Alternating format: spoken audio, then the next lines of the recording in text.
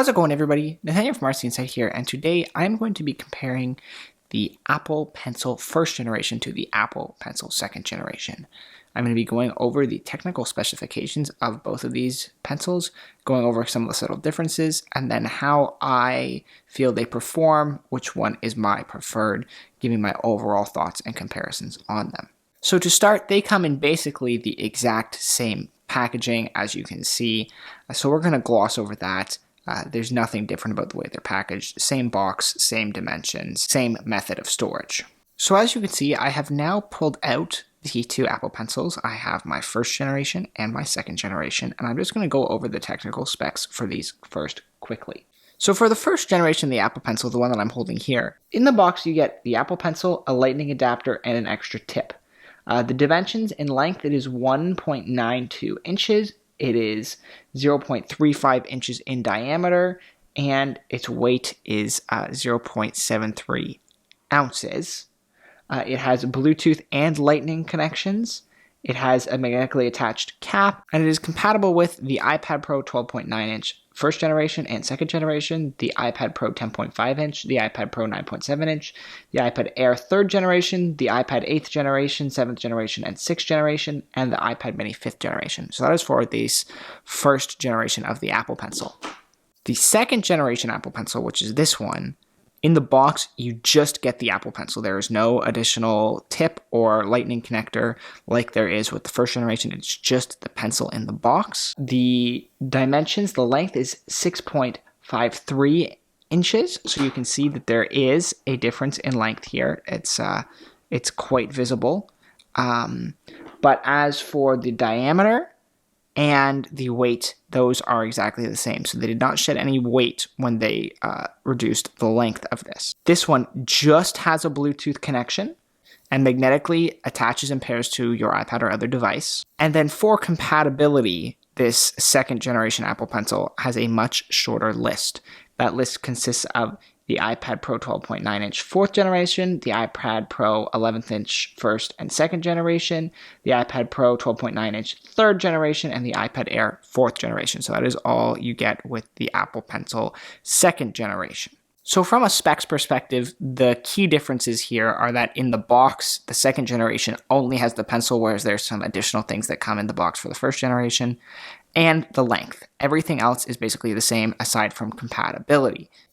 One of the biggest differences between the first and second generation Apple Pencil is the fact that the first generation has the Lightning connectivity. So I will show you the top here comes off just like so, and then that is the Lightning connectivity, and the box also comes with an adapter so that you can actually charge your Apple Pencil. So this first generation is charged using a Lightning cable and then adapter. So I actually have a Lightning to Lightning, and then I put Lightning in the other end, and it's a bit of a hassle, and so it connects via Bluetooth, but it is charged this way. It has the Lightning adapter at the end and this tip that just connects on.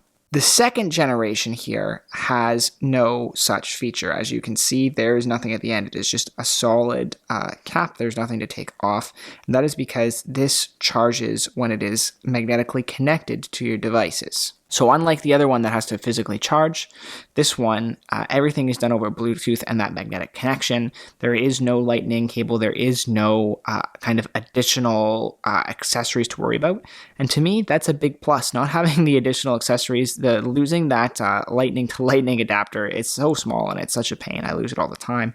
And so I really like that this one is a little more refined and that it doesn't have those same charging issues. Now, overall, from a design perspective, the key difference, aside from the fact that the end of this one, the first generation, flips off, this is a perfectly round pencil, whereas the second generation has this flat side. And I don't know how well you can see that on the camera, but where Apple Pencil is written on the back here, you can kind of tell there. There's just this flat section, and now that is for the magnetic connection primarily, I believe. But so it is a little bit of a different feel when you're holding in your hand because it's not perfectly round. There is that flat end to it, which makes this feel a little different. It definitely is a different feel along the bottom there with that flat side. But honestly, that's not necessarily a bad thing. It actually allows for some nice grip if you hold it like so with your index finger here. It's it does allow for a different feel at all. You feel like you get more grip because you are placing your finger on the flat section of the pencil. And so it's not necessarily a drawback, it just feels a little different and it's something to get used to. The final difference between these two pencils here is the material and the texture. And so there is a subtle difference between the material and texture in these two Apple pencils. The first one feels like a very hard, refined plastic, whereas the second one feels like a softer, almost like it's a recycled plastic. I think it comes down to personal taste, but the original one definitely has a colder feel, and the newer one has a warmer feel. There is more texture in the surface and material used for the second generation, whereas the first generation of this pencil feels much more smooth. Again, you can't pick that up on screen, but there is more texture. The second generation almost feels softer in a way, if that makes any sense. This feels very hard when you touch, which is not necessarily a bad thing. But meanwhile, the second generation here has a much softer, more textured feel. So outside of compatibility, those are all the differences. So now it just comes down to, how do I feel overall about the Apple Pencil first generation versus the Apple Pencil second generation? In terms of functionality, there is virtually no difference between the two of them. It's not like one writes better or has better feedback, at least from my experience.